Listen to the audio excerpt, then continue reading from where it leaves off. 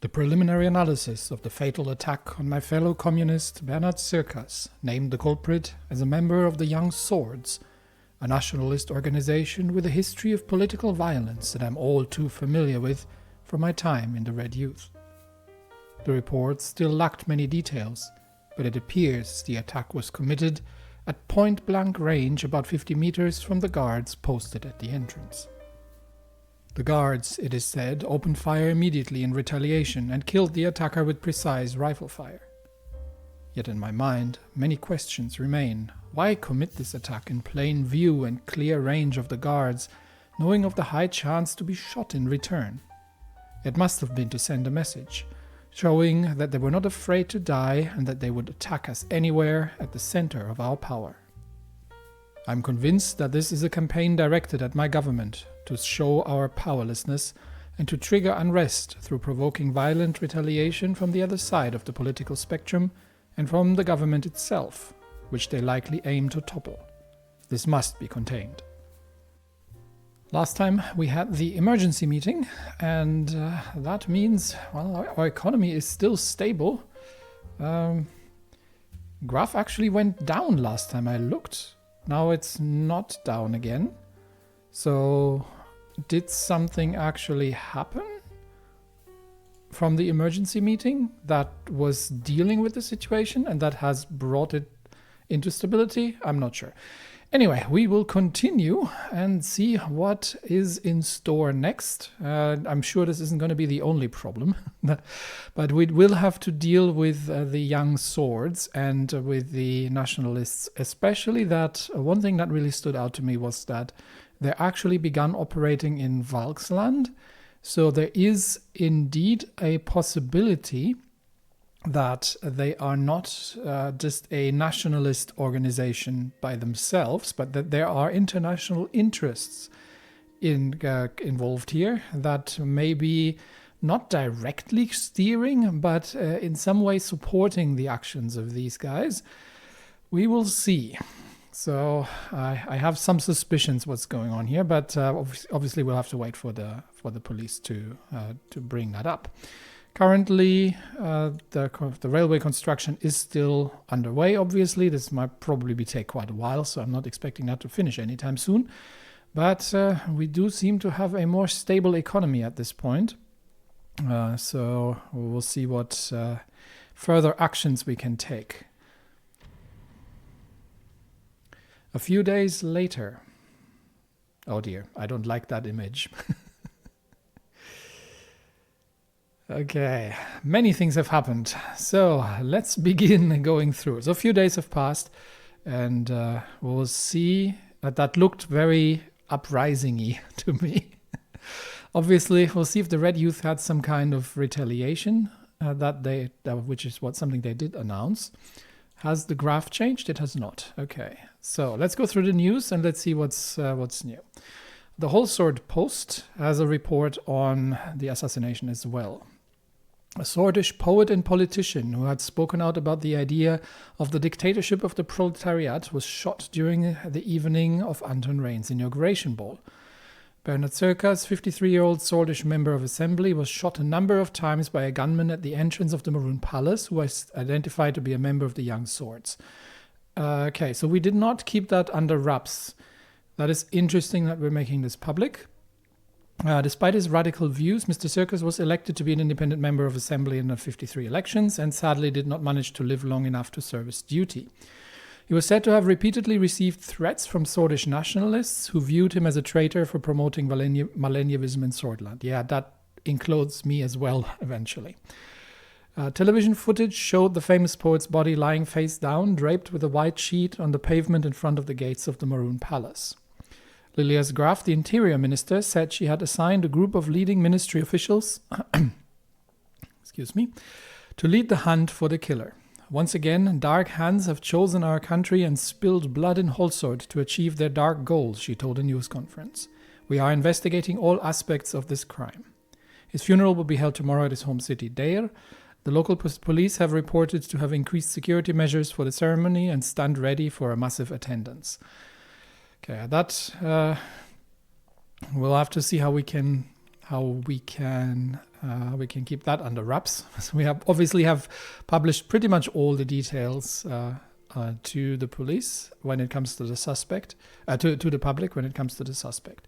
But from a positioning, the whole sort post seems to be reasonably neutral. And so I will take a quick note of that, just to know where these guys are standing. Okay, so far we know that Sordland today is hostile and the whole sort post is neutral.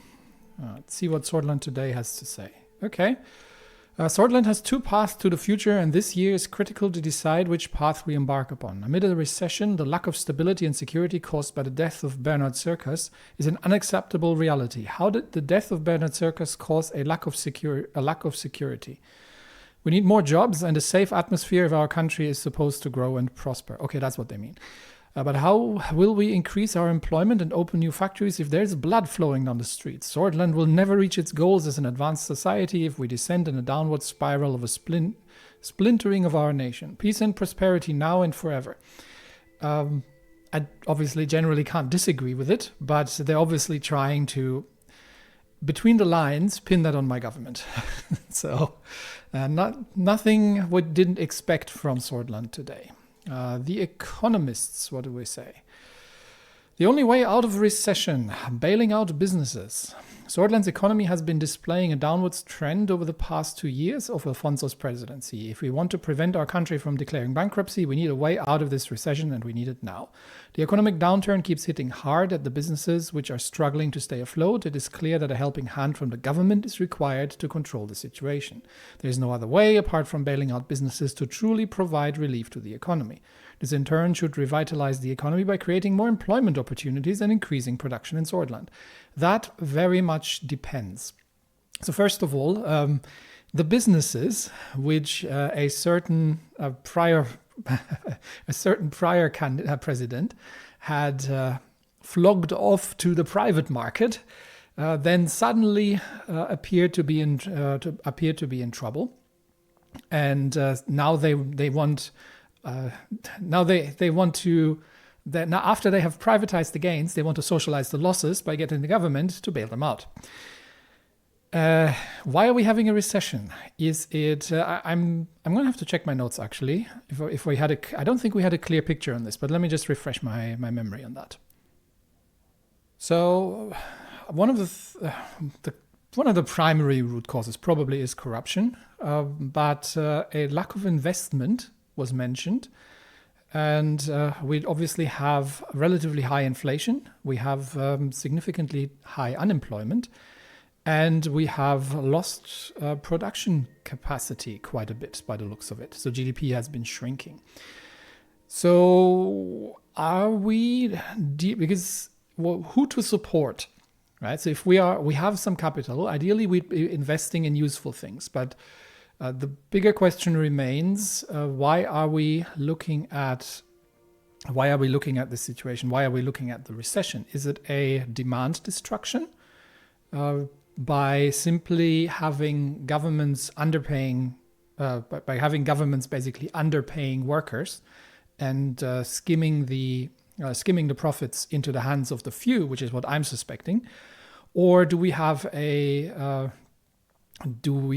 is it the other way around? Is it a trickle-down problem that for some reason businesses are, like the Economist wants us to believe, for some reason businesses are not profitable, and we need to pump government money into their failed business models such that they can hire more people, which will then somehow trickle down demand, which will then rescue the economy. Yeah, I don't think that's how this works. I think what we're going to have to do is undo the privatizations. We're going to have to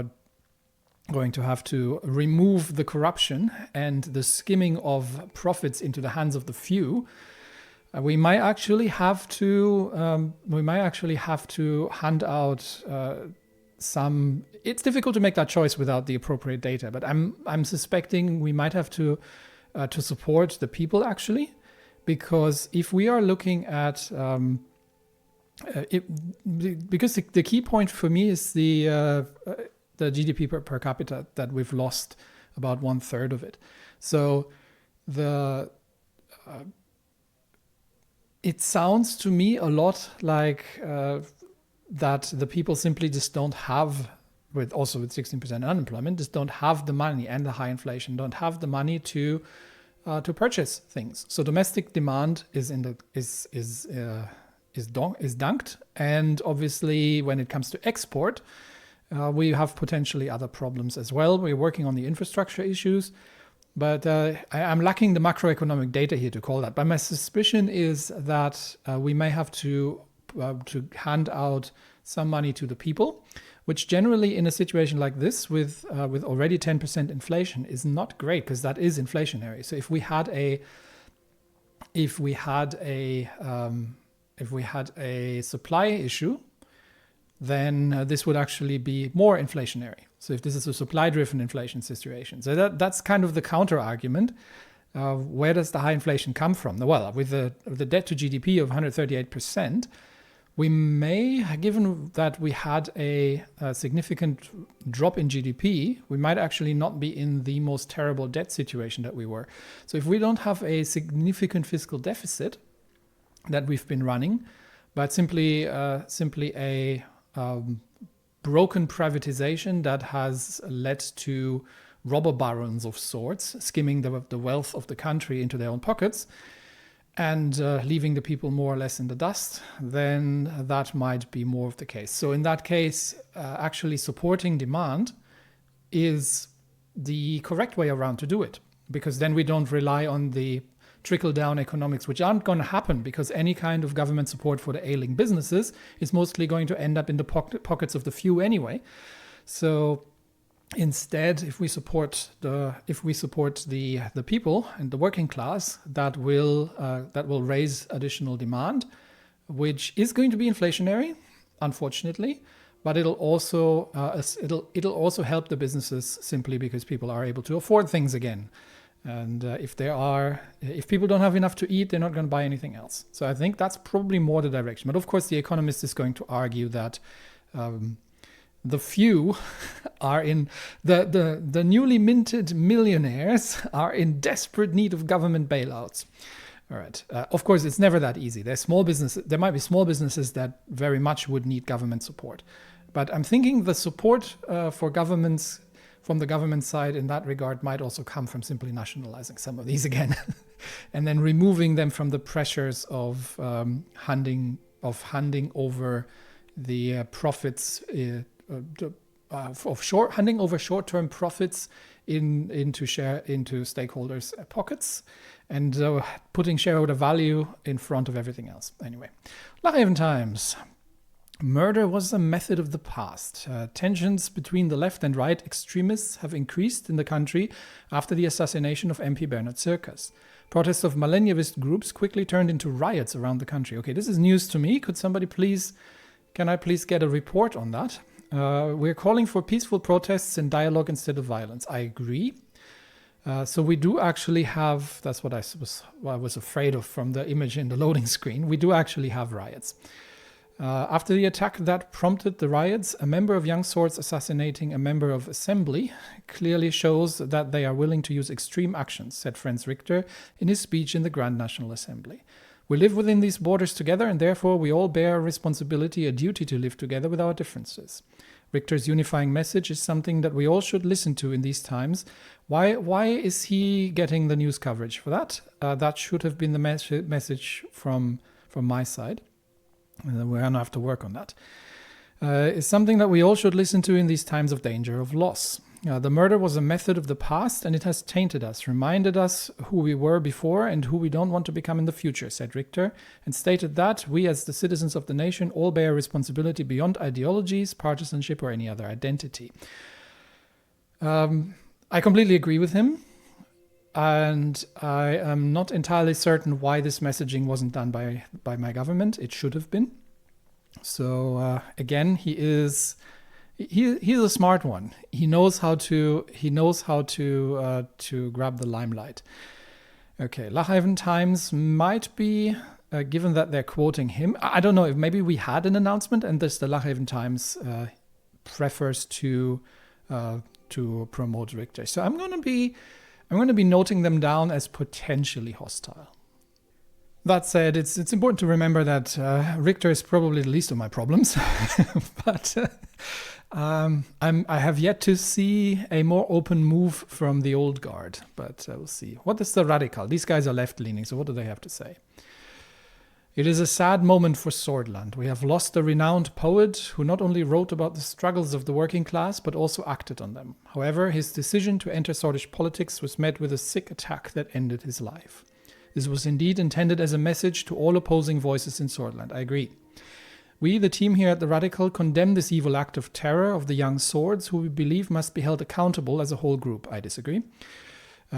Collective punishment is... I see where you're coming from, but collective punishment is not a way to go about this. So we will have to investigate the young swords, and if that group structurally promotes violence, then we might have to prohibit them. But and to a degree, those who call for violence will have to be held accountable when somebody acts on it. That said, we can't just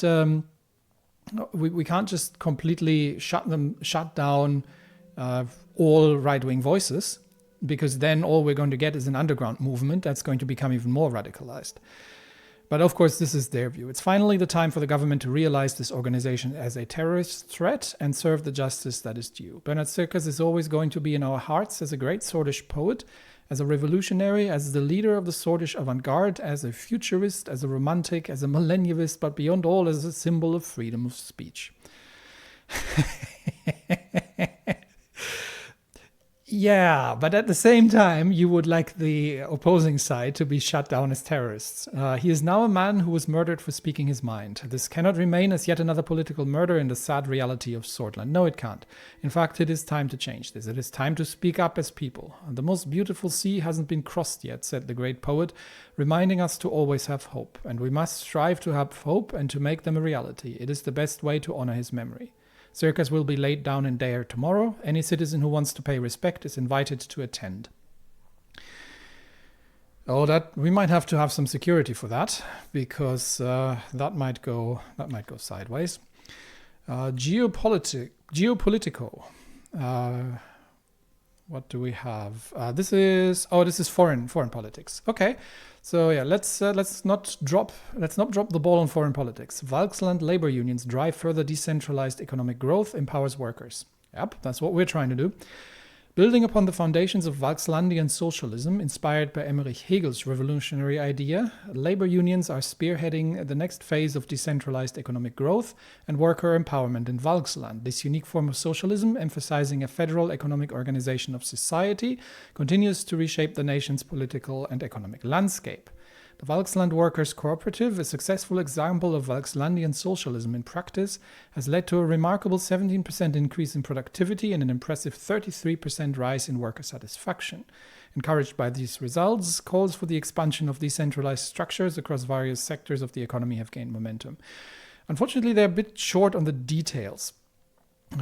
So let's see if anything else is still coming. In light of these successes, Volksland Minister of Labor, Frieda Albrechtsen, recently unveiled a new initiative in Helm aimed at further expanding infrastructure, promoting scientific and technological advancements. We believe that the principles of Volkslandian socialism offer a sustainable and equitable path for our nation's future, Albrechtsen stated during a press conference in Stahlort. As Volksland moves forward with Hegel's vision of a decentralized egalitarian society, the nation is solidifying its position as a leader in socialist thought and policymaking, both home and abroad. With labor unions at the forefront of this movement, the ongoing development of Volkslandian socialism offers a promising blueprint for other nations seeking to implement similar reforms. Yes, exactly. This is what we're trying to do. So this very much maps to the idea. Now, they are calling labor unions here, so they clearly do have a semi-capitalist setup. Because otherwise you wouldn't be having the labor union. Because if you need to unionize your labor, that means that labor is not by default in control of the means of production. Because otherwise, who are you unionizing against? Do we have any further details on Volkslandian socialism? diverges from traditional socialism, decentralized structure based on labor union federations and people's assemblies, rather than relying on the vanguard party. So it's basically opposition to centralization of power and authority in the hands of a single party. It promotes the establishment of labor union federations, which are seen as a vital instrument for representing the interests of the working class and providing a platform for workers to participate in decision making. The approach aims to empower workers and ensure that the socialist revolution is driven by the collective will. Tenet of replacing state with a federal economic organization. This vision seeks to create a more egalitarian participatory system. So it's effectively a democratic system, like a federalized democratic system with very strong labor unions. So effectively, sort of like the social market liberal setup that we had in Europe, post-war Europe, sort of in that way. Regional and local governments would enjoy greater autonomy. Decision-making power devolved to the grassroots levels. Importance of transitioning from a statist form of socialism to a decentralized structure in order to achieve the goals. Retaining centralized control of the economy would ultimately stifle innovation. Yes. So I agree with him. I agree with the system, but it's not going to be easy to establish because we need to smooth over the differences first. And you can't easily solve national problems on a decentralized setup. So this works well if the nation is in a stable state. But first we need to centralize, which is what Valksland did as well. And then eventually, and I would actually go a little further and not necessarily just rely on labor unions, but take a more millennialist approach of shared ownership of the workers, of the means of production, rather than the sort of market liberal tension between the capitalist ownership and the strongly unionized working class. Anyway, Arcasian PMC, private military contractors, descends on Marabon amid resource contraction controversy. No. What is PMC? Arcasian PMC. In the midst of a political unstable situation in Marabon. Where is Marabon? Regional map. Marabon. Morella, Rizia, Marabon. Rumburg, principalities, that's Rumburg, Soradis, Magnesia. Free cities of something. Either I miss it and I'm blind and you're shouting at me on the screen, or it's not on the map.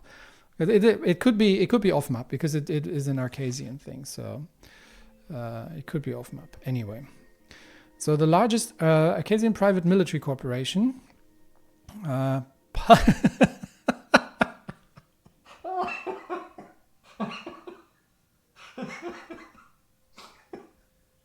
Sorry.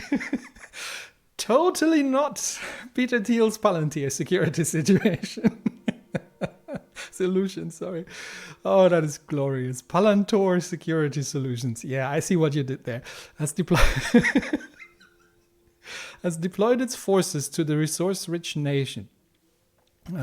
Sources reveal that the Arcasian PMC had been... Okay, Palantir is not a PMC, so it's not a private military contractor, but... it is very much military adjacent and defense adjacent. Has deployed its forces to the resource-rich nation. Sources reveal that the Arcasian PMC have been contracted by several multinational corporations to secure and extract valuable resources amidst the chaos. Well, standard modus operandi for capitalists, right?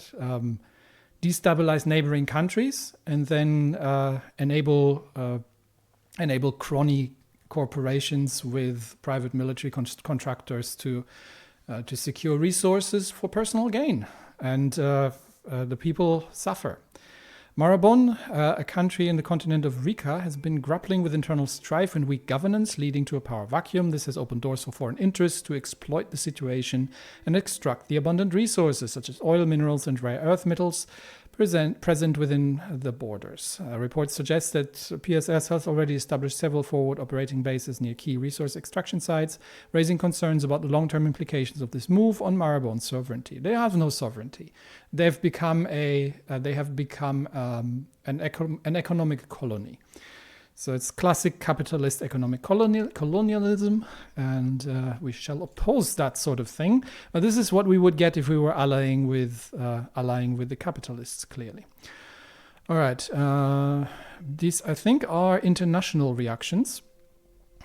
So let's go through it. Actually, no, these are national reports. Okay, so we should be getting. Sorry, I was seeing the arrows pointing outside the map, so I figured it'd be international, but okay, there are some international reactions. Okay, let's do the international reactions first. So Agnolia, we got a report. The leader of Agnolia has diplomatically critiqued the imbalance of trade between our countries. Concerns were raised over how much more Sordland profits from net trade in comparison to Agnolia. Prime Minister von Horten requests a fair re-evaluation of existing treaties in future negotiations. Okay, so we actually have a trade surplus with Agnolia, and they're not happy about that, and they're calling it unfair trade treaties. So, well, I don't know. What are we doing then? Are we implementing tariffs on some sorts and protectionism? We'll have to have a closer look into these treaties to see if we can to see what can be done here. We have the Republic of Valen. What happened here? There was a Smolak warns traitors. The latest diplomatic message from the leader of Valen warned us regarding a pathway from the mountains of Bergia that allowed traitors of the state escaping to Sordland. President Viktor Smolak has demanded that the border security to be increased. He has also sent his best wishes about handling the protests in Sordland. Yeah, thank you very much. Okay, so we know that the Bludish citizens are effectively not, or the Bludish people do not have a state, but they are minorities in 3 countries. So the Republic of Valen was it's a presidential republic, and so they're complaining that that the borders are porous and that separatists in their northeastern region are escaping into our territory. Okay, this sort of problem should hopefully be solved if we can improve the situation for the Bludish people in our country. But obviously, Valen also has a minority problem, so we're going to have to look at that as well.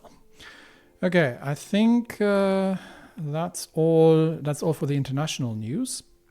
So we've got plenty of news reports from around the country. Let's start in Valgen. Okay, what happened here? Communist Party leader suspected of bomb attack. Oh dear. At 11:48 a.m., an unattended bag in front of the NSP office in Valgen was destroyed by the police on suspicion of a bomb threat, which were then verified. Upon further investigation, the Communist Party leader of Valgen, Milt Haner, has been arrested in connection to the incident. Okay, so that is obviously that was a reaction from the left, unsurprisingly. So it seems that, yes, it was a bomb threat, and apparently the party leader has been arrested, so he hasn't been convicted.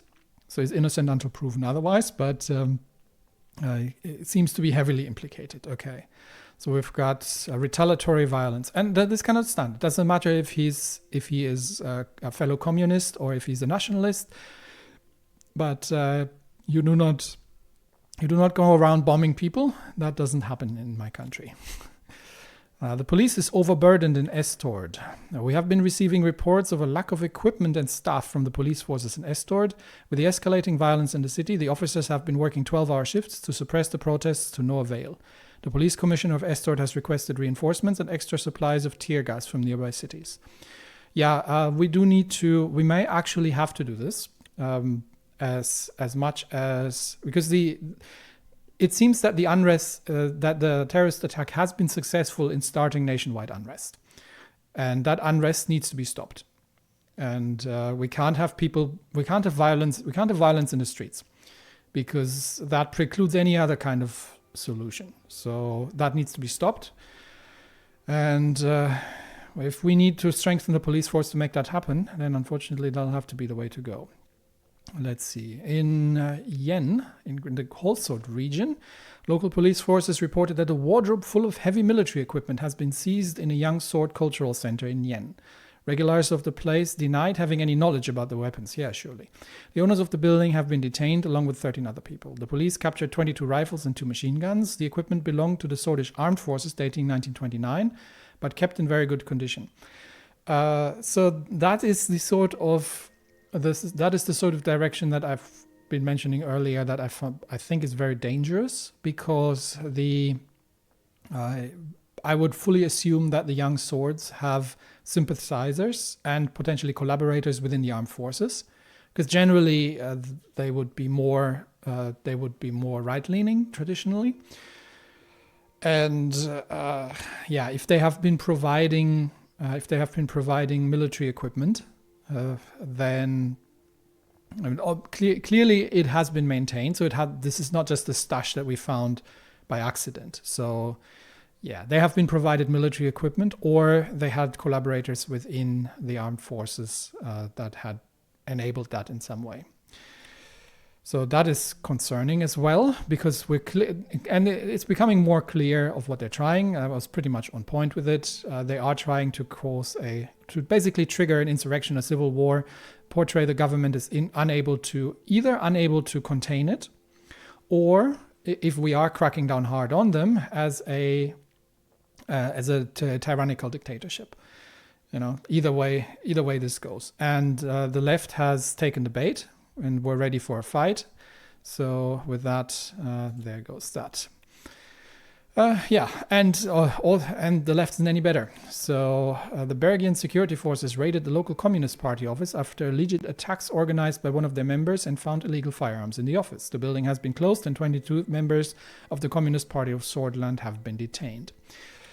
Yeah, all right, look, people. It doesn't matter if I am sympathetic to your plight, but you've just been waiting for it. You've just been waiting for a reason to bring out the guns and restart a civil war. And that's not happening on my watch. Okay. We have KA-74s. A cache found with Rumburg-made weapons, including 47 brand new KA-74s. Why are they made in Rumburg? That sounds like something we would have found in the East. Interesting little mix-up here. The Kelsington Automatica is a gas-operated assault rifle developed in the Kingdom of Rumburg by Michael Kelsington. Considered to be the first automatic rifle of the world, 74 refers to the year of its initial design was made. Okay, so yeah, it's an AK obviously, but it's been sort of flipped around, so we don't. It didn't come from United Contana, but it has been developed in Rumburg. So they actually developed assault rifles. Interesting.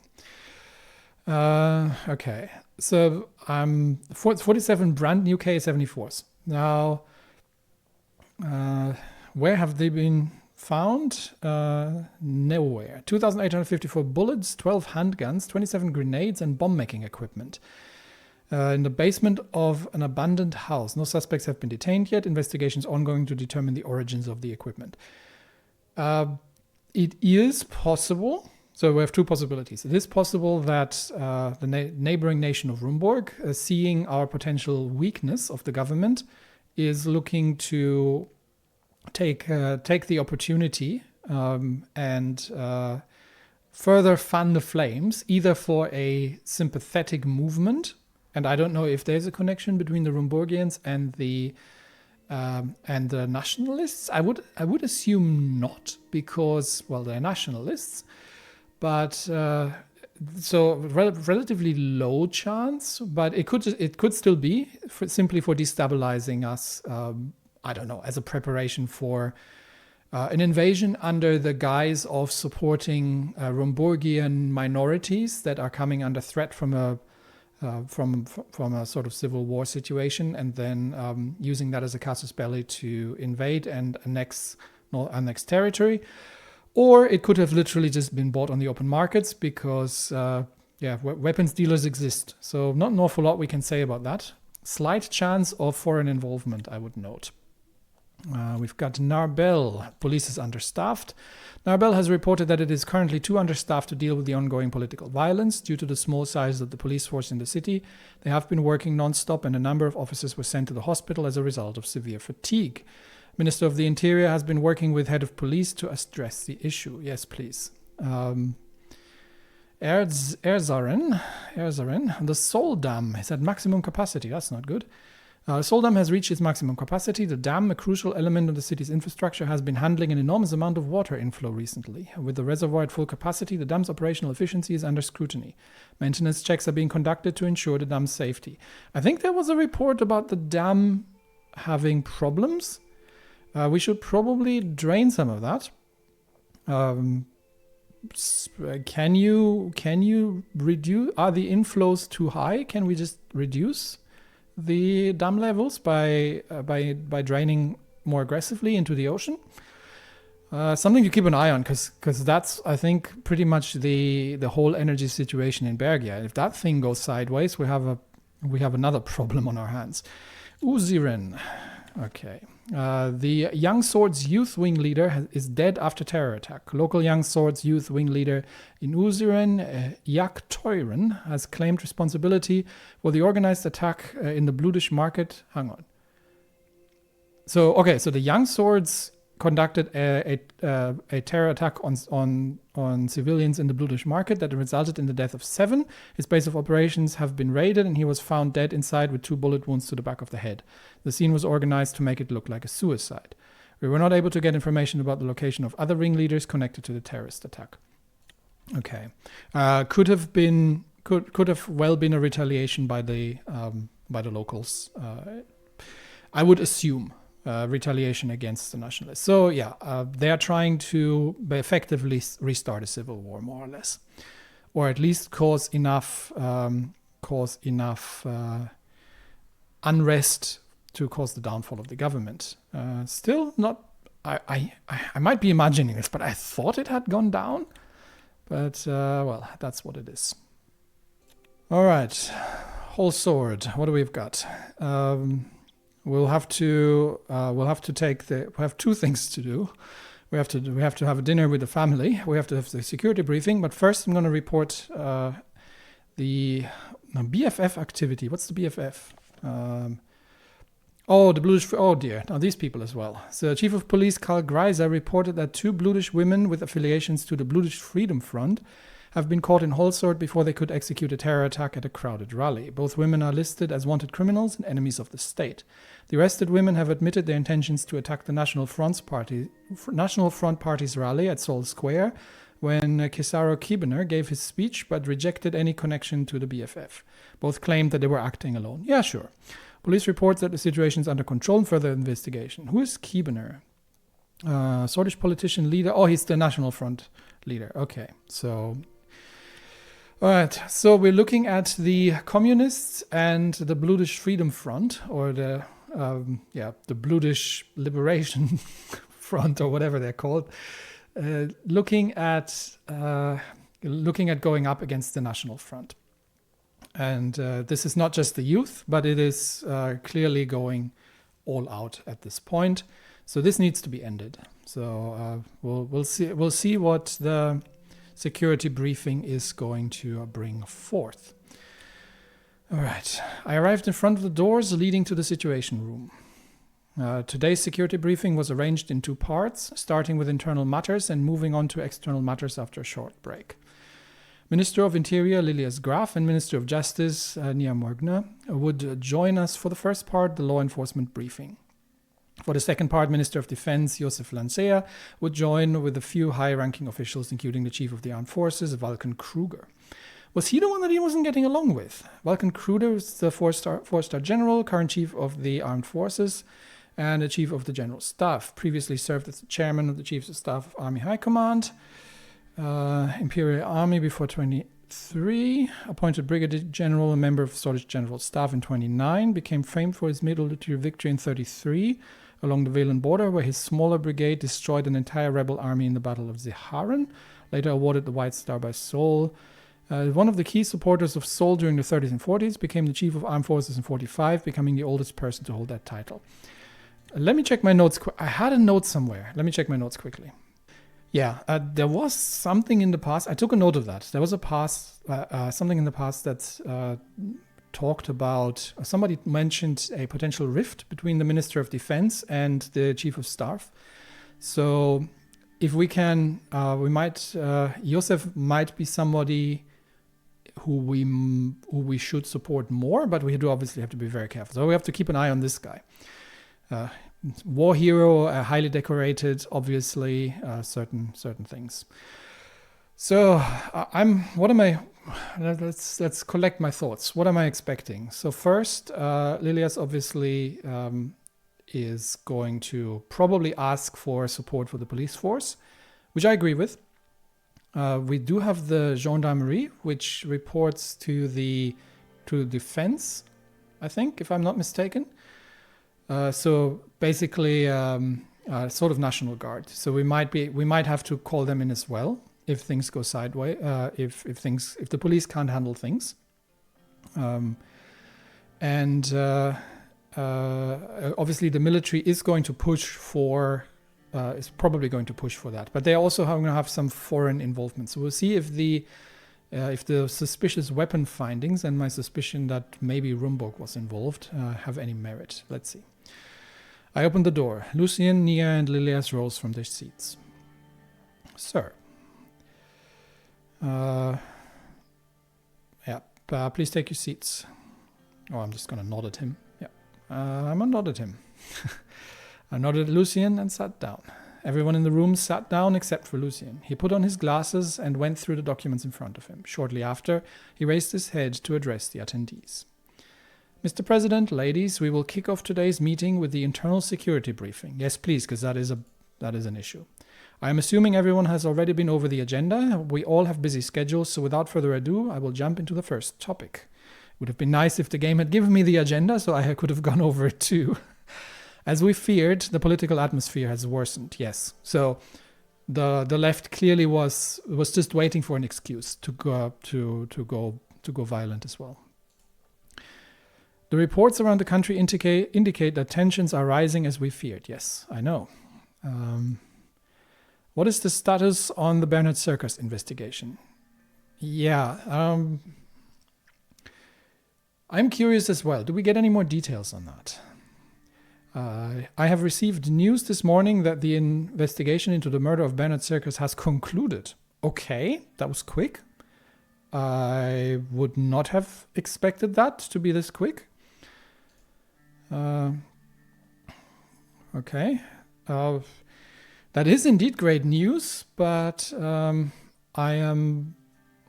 if they are this quick to conclude the investigation, I'm almost suspecting that we're not trying to look into who's behind it. Okay. Great news? Well, still great news. So it might have just been fast police work. I'm going to give her the benefit of the doubt because I still like Lilias. Great news. I'm eager to hear all about the details. After further investigation and testimonies, we have confirmed the motive and also the events leading up to the shooting. All right, let's see if my theories are holding. A few days prior, members of the Red Youth initiated Really? That's where we're going with this? A few days prior, members of the Red Youth initiated a violent attack on a Young Swords local leader in Jen. We believe the Young Swords then called for revenge, leading to the death of Mr. Circus. Okay, I'm very suspicious of that. Since he often spoke against the Young Swords and nationalist sentiments in the assembly, he was a big target, not to mention his radical communist views.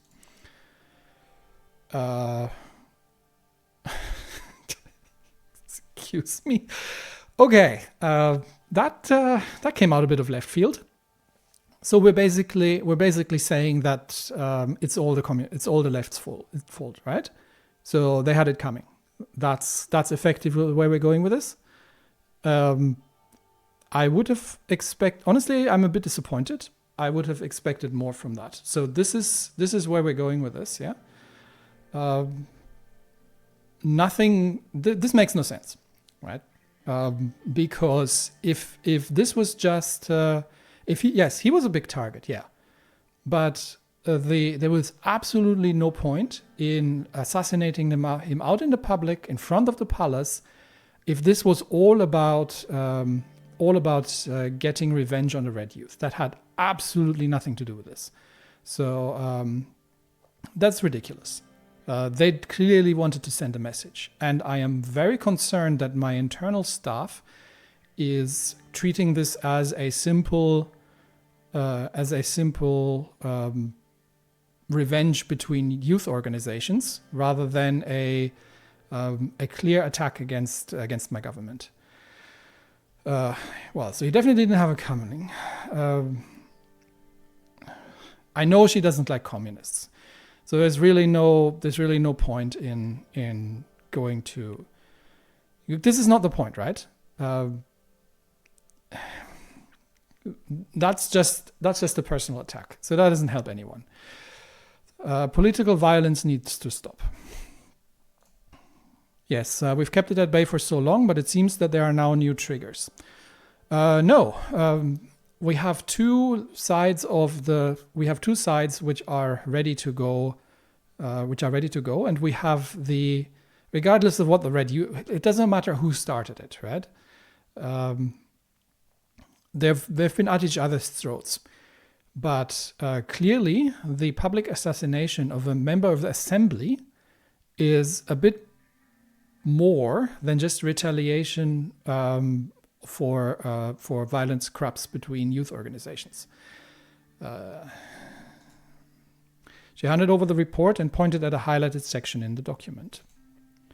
The investigation revealed a very troubling fact. The funding sources of the Red Youth have a clear link to United Kontana. Okay, Lilias, I think we are going to have a talk about your anti-communist views. This is not United Kontana looking to create the actions speak clearly, right? Of course they have support from United Kontana, the same way that the nationalists have support from our own military. None of this is explaining why this happened, and I think what you're trying to do here is you're trying to construct a case against the left, and you're politicizing this assassination. I am at this point rather disappointed, to be honest. What does this mean? It's clear what you mean. Are you? The funding sources have a clear link to United Kontana. None of these options says what I would like to say. So we're gonna go with we could play dumb. Say, what does that mean? I think actually that might not be a terrible idea, because I wanna give her a bit of rope here, and see if I can tease her into revealing more about her view on this. Because I am getting very rapidly to the point that I don't think I can trust her with this anymore. Communist superpowers meddling in our affairs. Several Red Youth members with ties to United Kontana have been detained, and the information extracted from them points to a preparation for a communist uprising in Sordland. Okay, we can't have that either. So I am going to take that. I am going to assume that this information has some merit, because both things can at the same time be true. So it is possible that this is true. Still, I'm seeing. If that is the case, then I am seeing multiple forces attempting to destabilize the country.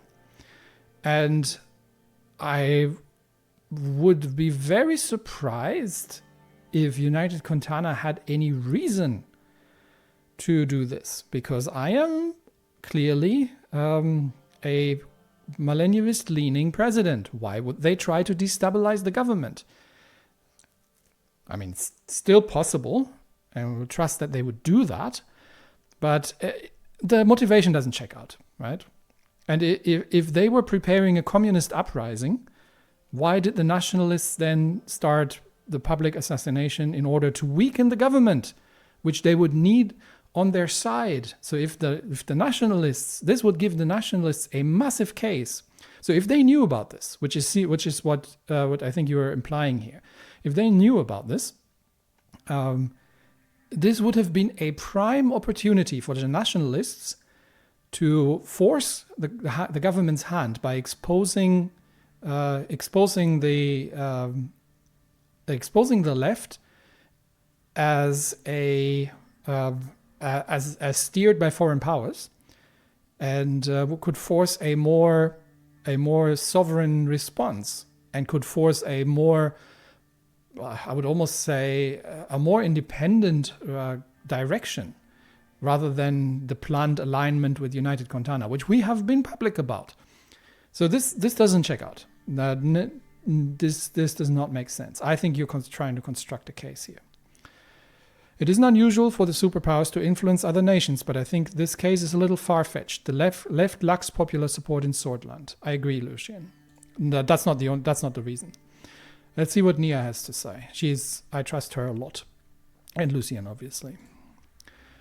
I went over the report in detail. It would be wrong to jump to conclusions about a clear foreign interference yet. United Contana has humanitarian and cultural ties with many countries, including Sordland.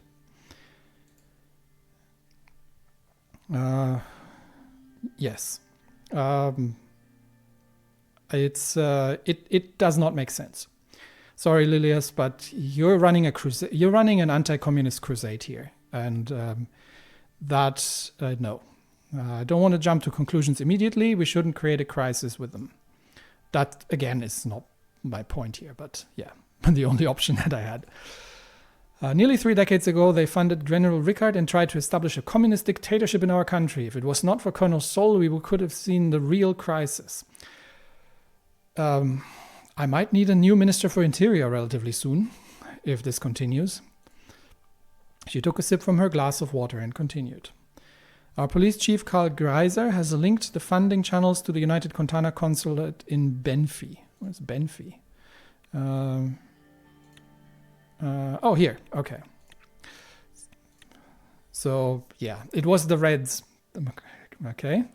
And I don't trust Karl Greiser either. I've said that already.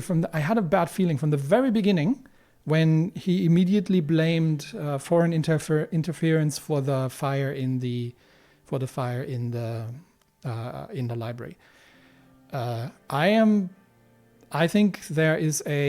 got a feeling that there's a strong solist nationalist leaning here on my security forces, which is why I was so concerned about the sort of sketchy handling of during the attack by the police force.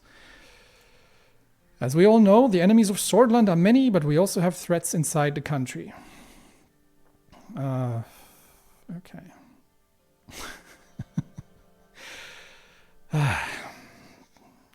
Okay, we need to remain vigilant.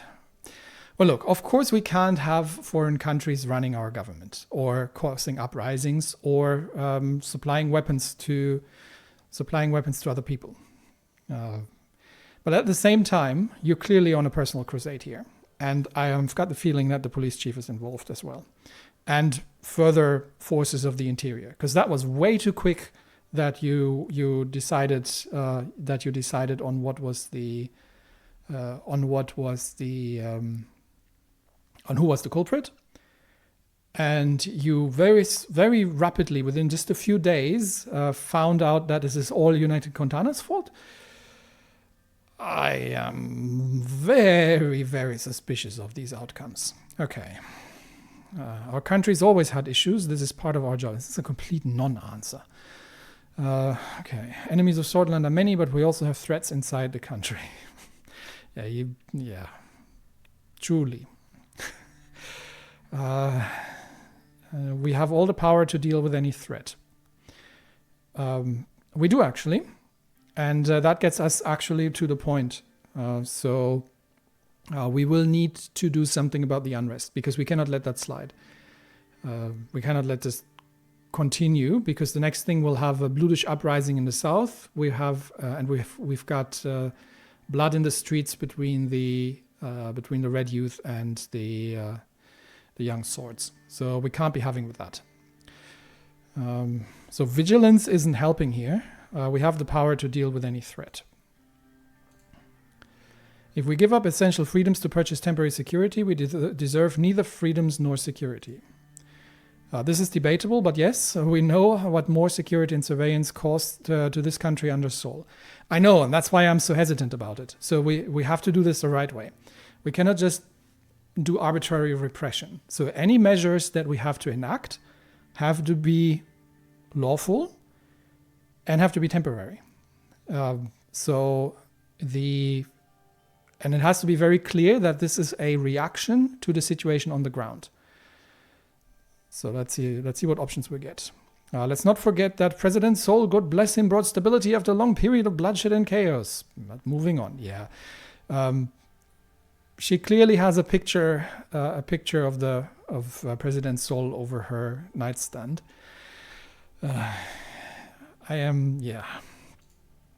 Highest internal threat comes from the estimated 20,000 strong Bluish Freedom Front, led by the imprisoned Dulin Arg.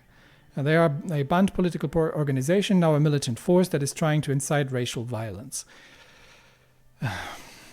Okay, yes. Clearly the fact that we have been oppressing them for the last couple of years and have disenfranchised them from all political participation has absolutely nothing to do with that. I'm not excusing what they're doing, but, you know.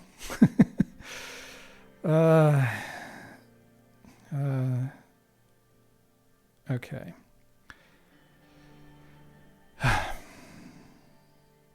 I would doubt this. That's nonsense. Are they cooperating with any Bluish political organizations? Are they supported by our Bluish citizens? Yeah, I'm more interested to see what the support for the Freedom Front is within the citizenry. To some extent, luckily they couldn't attract a wide audience of Bloods, but they could potentially attract thousands if anti-Bluish sentiment spreads in Sordland again. Exactly, which is why we have to start doing something about the nationalists. Because these guys obviously kicked it off with the clear intent of starting violence in the streets. Not all the mysterious millennialists that you're seeing behind every curtain. Lilias pointed to page 3 in the report. Our intelligence intercepted 2 crates filled with weapons close to the Rumburg border. They were filled with military-grade Ka-74s. That is interesting because we do. This is what I was suspecting. So that Rumburg is trying to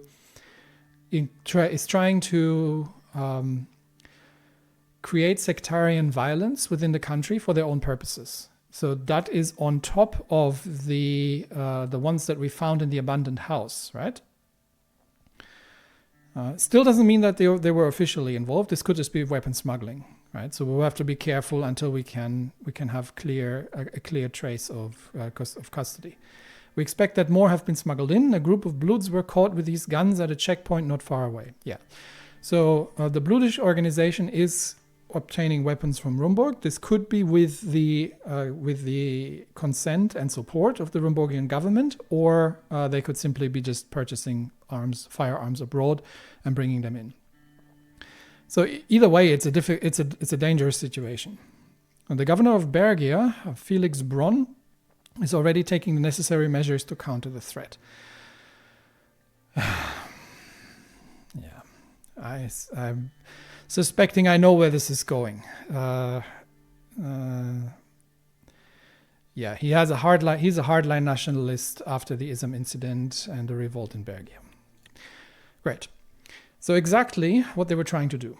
And honestly, you're becoming a danger to national stability very rapidly, I think, because you seem to have been completely blinded by your obsessive hatred of communism towards your actual role, which, because if you're calling that necessary measures to counter the threat, what I'm strongly suspecting is that he is effectively becoming significantly more repressive. And the only effect that is going to have is to drive the population that we just established isn't, you literally said that half a minute ago, isn't having massive support within the citizenry. So this is exactly what they want, and clearly apparently what you're supporting here. Rumburg has been acting aggressively in the region for a long time. I'm not surprised that they would attempt to weaponize the Bludish people against us. Yeah, I did mention that. Yeah, it's so confirmed by Lucian. Thank you. This is very worrying. Yes, it is. We do have to. So this would be a. This goes out of the national security. We'll have to establish providence that if we can prove that these weapons have been obtained, let's say, from Rumburgian military sources, or if we find further evidence, then a strong international note is to be sent to the government in Rumburg that we are aware, a strong diplomatic note to be sent, that we are aware of their activities and that we demand that this will stop, and potentially raise that with whatever the League of Nations was called over here. I think this is something that should be brought to international attention. Okay.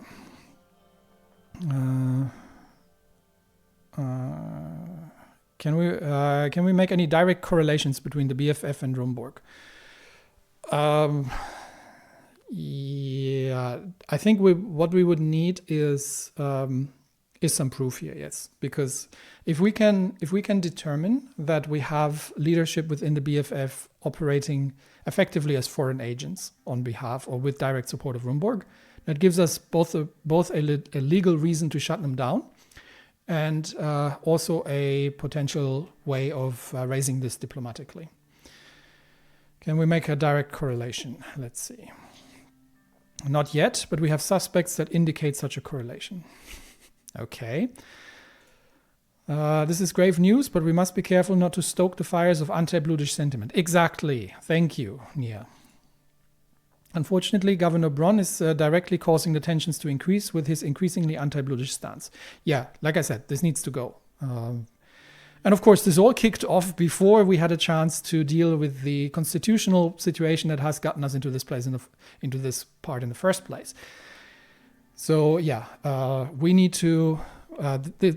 He needs to go if we can make that happen. And the whole what we need to achieve is we need to get the population to support the government, because that will remove any potential public support for the terrorist organizations. They need to be seen as enemies of the Bludish population because they cause this trouble. And in order for that to happen, we need to show them that we are on their side, which currently we're doing the exact opposite. So yeah, Nia, I'm 100% with you on this one. I must remind you, Governor Bronn is directly responsible for the arrest of Dulan Arg, the previous leader. That has absolutely not, Lilias, shut up. This has nothing to do with it.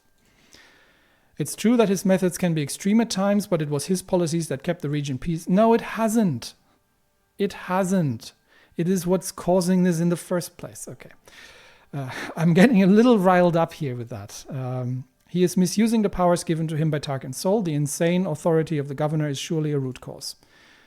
It would be, yes, 100%. It would be very difficult to revoke the special status of Bergia under the current circumstances. The presidents no longer have the authority Tarkin Sol enjoyed. For now, yes, but with enough justification for it, it would be possible. Anyway, we will be discussing this at a later time. Nia, I'm 100% with you on this. That guy needs to go. He sees the root cause for these problems. We're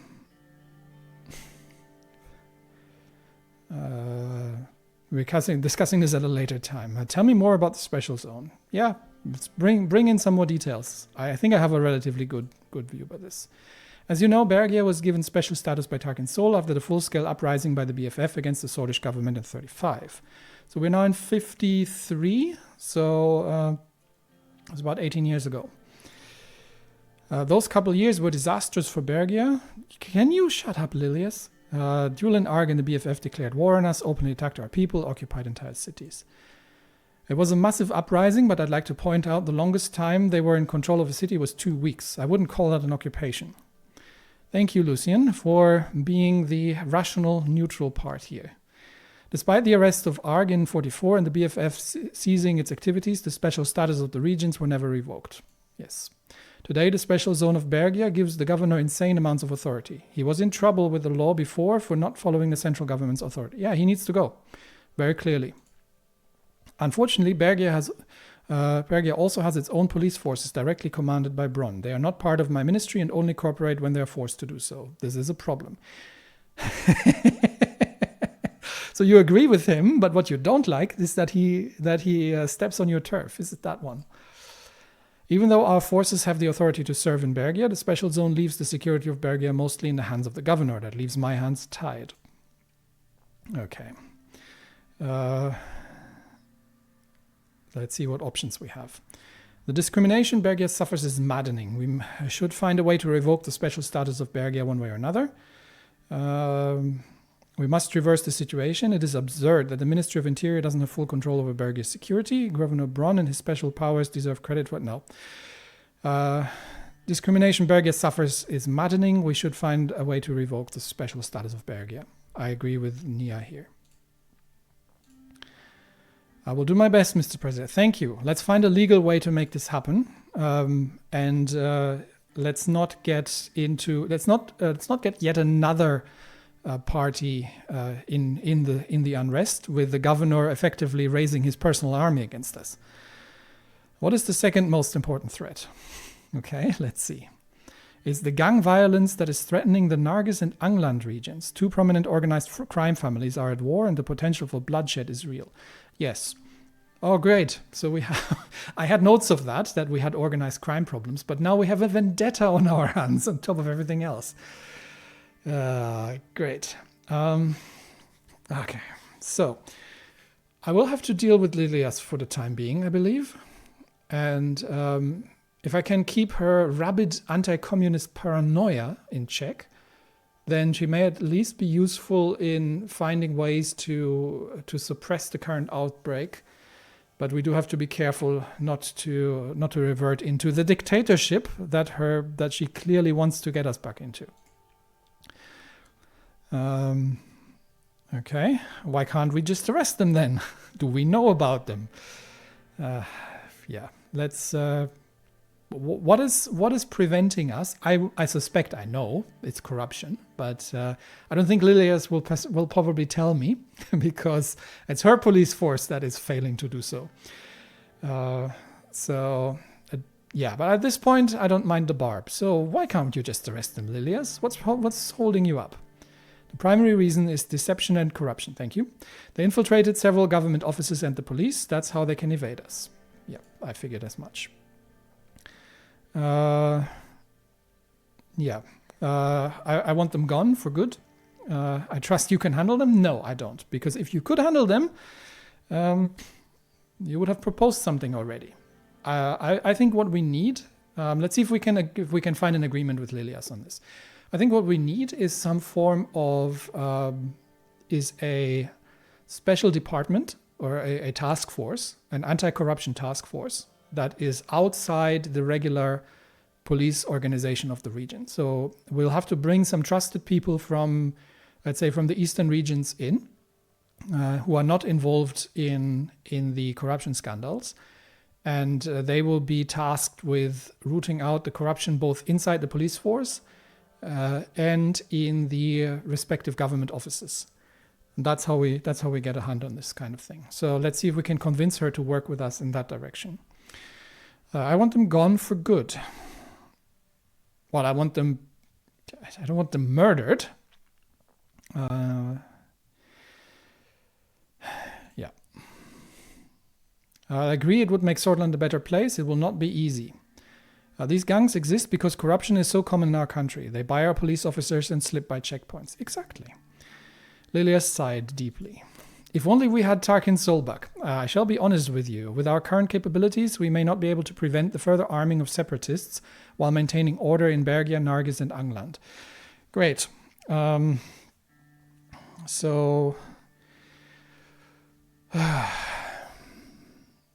Separatists in the... Okay. The mafias are killing each other. They're not necessarily trying to overthrow the government. The police is corrupt anyway. I agree that corruption needs to be dealt with, and I think we probably can do this in parallel. So if we're doing special powers anyway to deal with the unrest, temporary special powers of sorts, because I think that's what it's going to go, then we may as well create a special task force to deal with that since we're at it. If the law enforcement budget isn't increased, I can't be fully responsible for what happens. Our police units are spread thin as is. Yes. Job, whatever happens, don't come to me with excuses. In light of this information, I might increase the law enforcement budget. I think this is warranted because we have two problems. We obviously have an internal security problem that I would like to remain an internal security problem. So if there are riots in the streets, we need to stop the riots. There cannot be riots in the streets. This has to happen within the legal framework that we currently have and not not give us any kind of special powers. It simply has to happen within the legal framework. I'm sure we have anti-riot forces that we can use to stop that. They have to be held accountable for any violence against civilians as well, because civil rights must not be restricted. But at the same time, we have to stop the violence. Otherwise, this is going to tear the country apart. And we need an anti-corruption force. So I think that is corruption, if I remember correctly, was one of the top of my root causes. So if I can spend government budget on that, then that is money well spent, because everything else follows from that. We will rid our country from separatists and violent thugs if you do so. Okay. I wish you would stop using the word thugs, Lilias. The real problem is corruption. Thank you, Nia. Which is fueling the gang violence and is very likely the reason why these weapons were smuggled in. A higher budget could help us end that. Yes, that is my primary factor when it comes to. I mean, the whole separatist situation is slightly different. But I mean, to be fair to Lilias a little bit, they are thugs. They're henchmen. They are organized crime people. That is what we call them. But yes, the root cause is corruption, because that's where this comes from.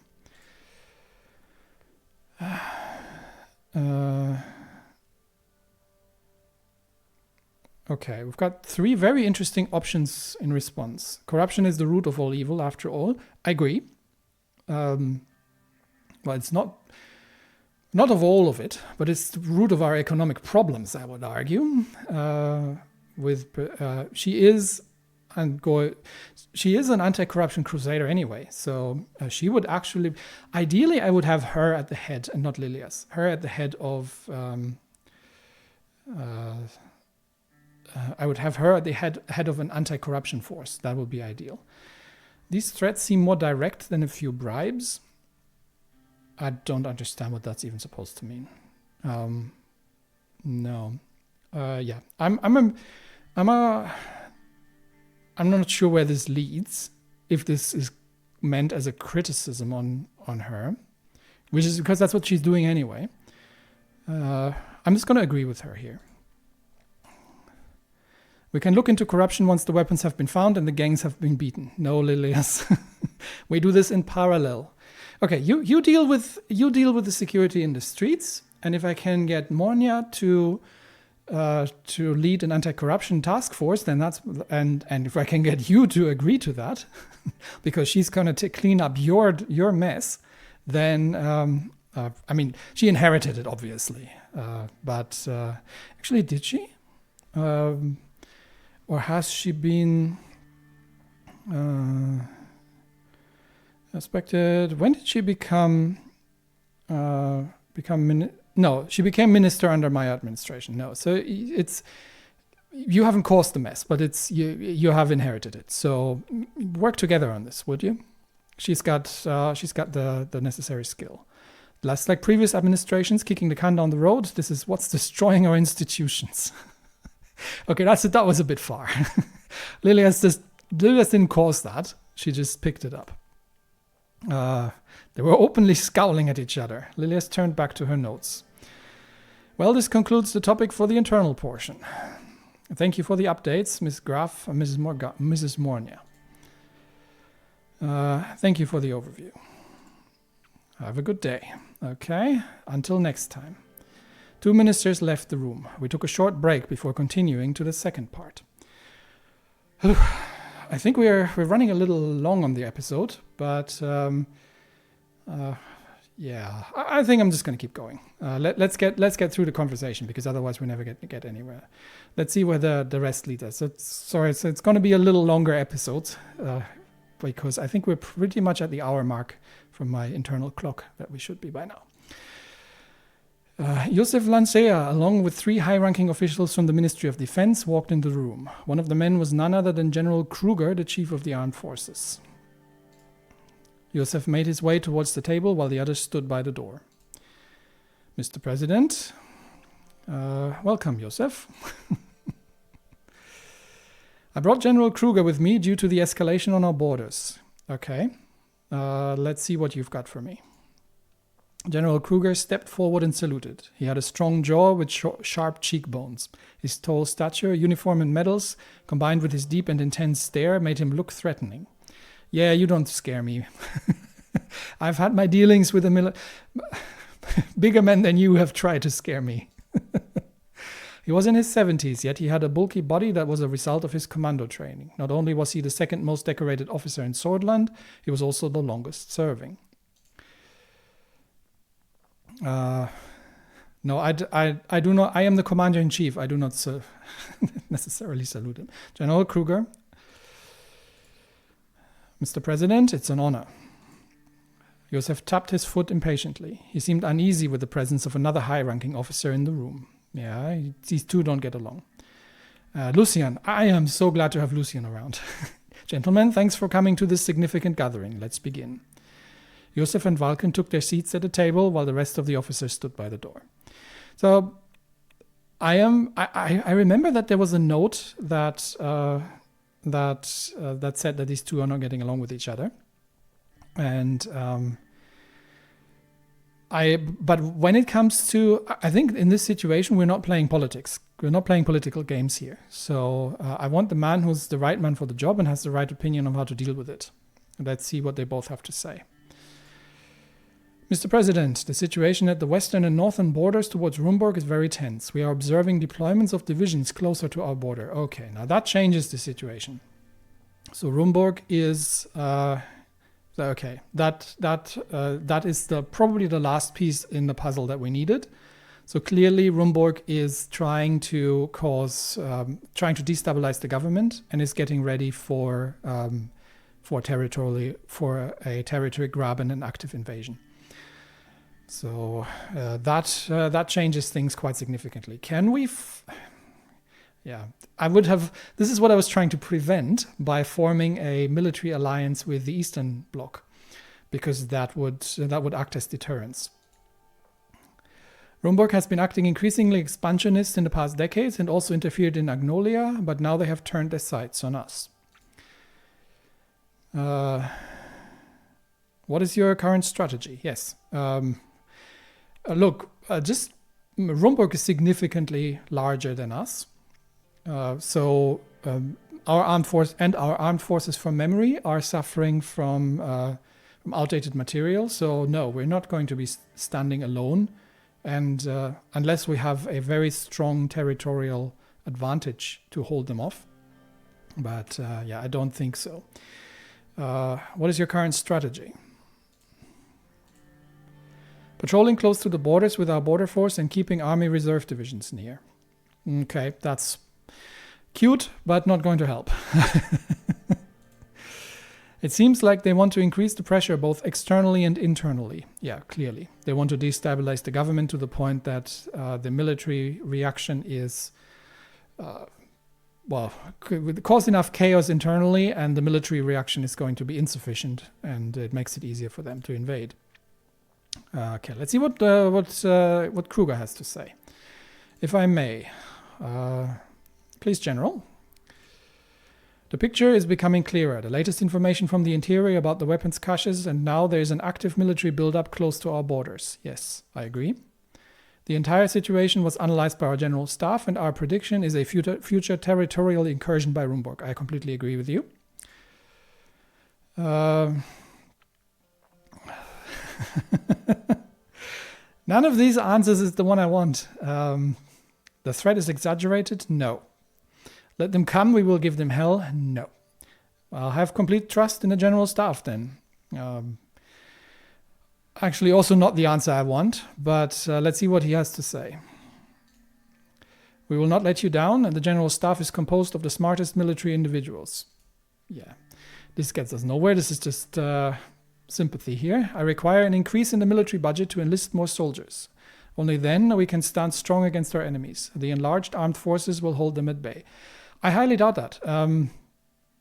You're not suffering from a manpower issue. You're suffering from an equipment issue. And the solution that I want is not a general armament, and because we don't have the economy for that.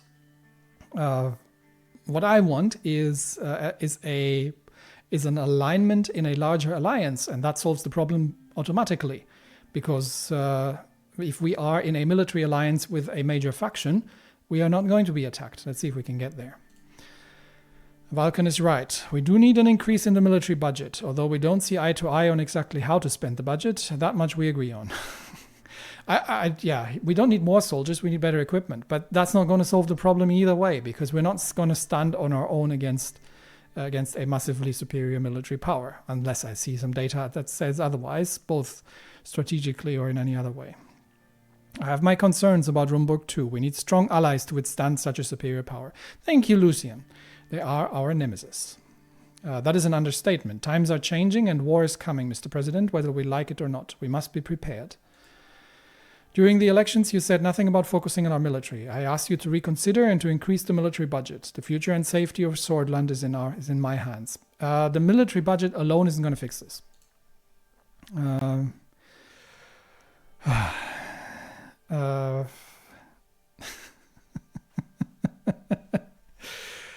Well,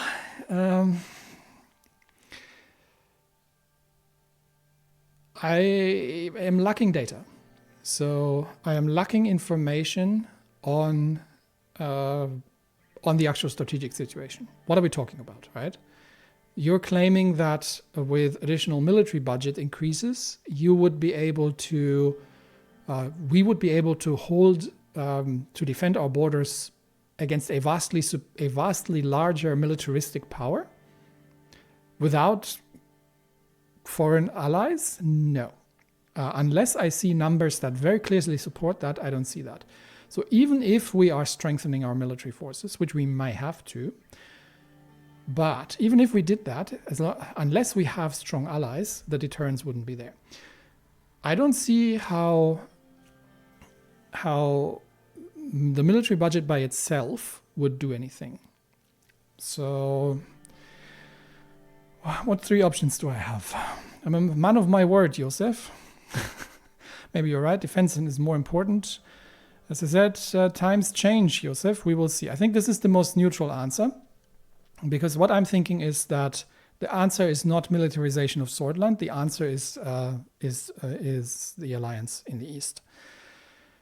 The question is, can we figure that out before they invade?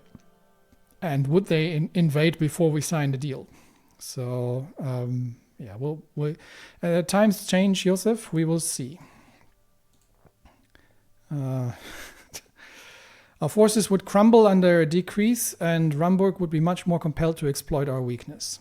Our country hasn't fallen to any invading force in 200 years, and I cannot let it... Okay, look, I understand your point, right? We should find regional allies like Valksland and Lesbia to deter Rumburg. There are several options on the table. I agree, Lucian. Rumburg wouldn't attack any nation allied with any superpower. That is why I want to go. Because even if we increase our military spending, militarize the country, we would still stand alone against a significantly larger country, which is already causing internal destabilization. Now, if you wanted to, you could, of course, use the external threat to galvanize the population behind you. But I want to go east anyway, so I would prefer not to take the losses and waste the lives of my citizens on an unnecessary war that could have been simply prevented by allying ourselves with a superpower. Yeah. One shudders at the sacrifices that would require. What are you talking about, Josef? Come on. You have to look at. You have to be realistic here, right? You have to pick a side. There's a clear military threat, and this is going in the direction that we want anyway. We need economic support. We need political support on the international stage, and as such, yeah. What's the difference between using your independence to one or the other? We're talking about a military alliance here, my friend. Okay, so I have two military people, my Minister of Defense and my Chief of the Forces, who are vastly nationalistic and independent. Everyone fell silent when a soldier entered the room and let Josef Lancea know that a call had come through from the ministry. Oh dear. Excuse me, Mr. President. He left the room to answer. A few minutes later, he entered the room again. His expression had changed. There has been Rumburgian military activity close to the Narbel border. I spoke with the local commander. We should go to the ministry and get further updates from our branches. Understood. Raising military readiness is the first call of action. If there is truly an extraordinary attempt, we will relay it to you immediately and wait for further orders, Mr. President. Okay, so if we are already effectively like minutes from invasion, raising the military budget isn't going to do anything, because you're not just raising troops from in 5 minutes. Yeah, that takes months to acquire to modernize the arsenal, to acquire, to train up new soldiers. This takes forever. So this would be if we're talking about a possible invasion in 6 months or a year's time, yes. But if we are talking to a direct threat, then I don't see how that's next.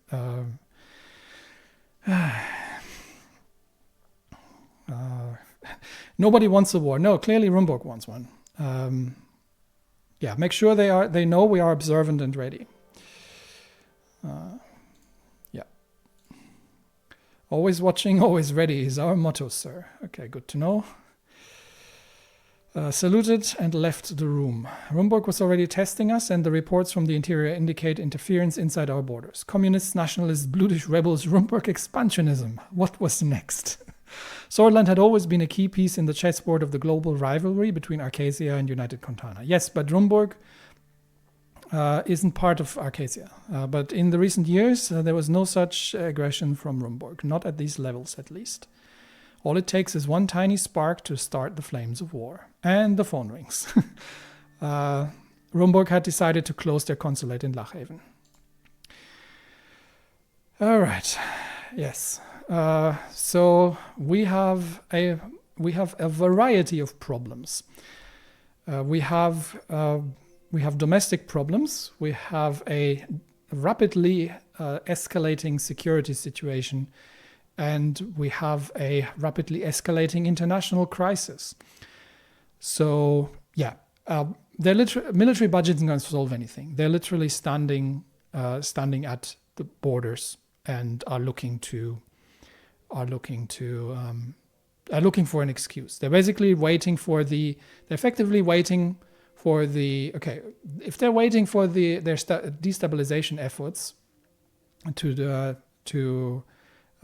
bear fruit, then they would be, then we might have a bit of time, especially if we can keep that under control. But if they see that it's not working, they might attack anyway. So our primary priority, so we've got so our first priority is to organize an alliance with a strong Eastern military force. Ideally, we would join the United Contana Alliance, because that would put a direct end to military ambitions of Rumburg. That's the primary. Secondary is to deal with the internal unrest. So people have to stop killing themselves and killing each other in the streets.